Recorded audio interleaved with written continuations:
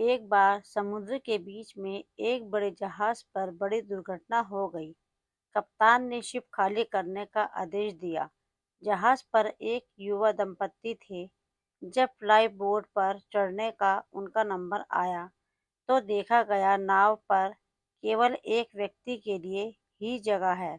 इस मौके पर आदमी ने औरत को धक्का दिया और नाव पर कूद गया। डूबते हुए जहाज पर खड़ी औरत ने जाते हुए अपने पति से चिल्लाकर एक वाक्य कहा।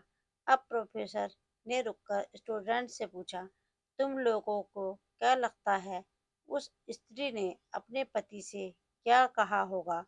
ज्यादातर विद्यार्थी फौरन चिल्लाए, स्त्री ने कहा होगा, मैं तुमसे नफरत करती हूँ, आई हेट यू। प्रोफेसर ने देखा एक स्टूडेंट एकदम शांत बैठा हुआ था।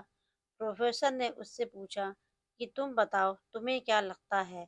वो लड़का बोला, मुझे लगता है औरत ने कहा होगा हमारे बच्चे का ख्याल रखना। प्रोफेसर को आश्चर्य हुआ। उन्होंने लड़के से पूछा, क्या तुमने यह कहानी पहले सुन रखी थी? लड़का बोला, जी नहीं, लेकिन यही बात बीमारी से मरती हुई मेरी माँ ने मेरे पिता से कही थी। प्रोफेसर ने दुखपूर्वक कहा, तुम्हारा उत्तर सही है। प्रोफेसर ने कहानी आगे बढ़ाई। जहाज डूब गया, स्त्री मर गई, पति किनारे पहुंचा और उसने अपना बाकी जीवन अपने एकमात्र पुत्री के समुचित लालन पालन में लगा दिया।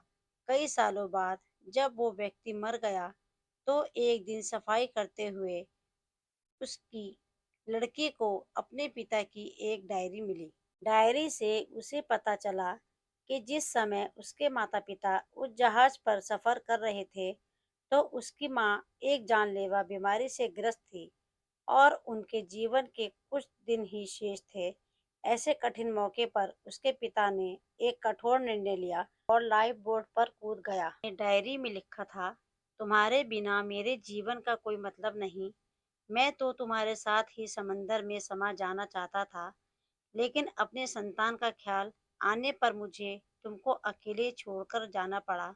जब प्रोफेसर ने कहानी समाप्त की, तो पूरी क्लास में शांति थी।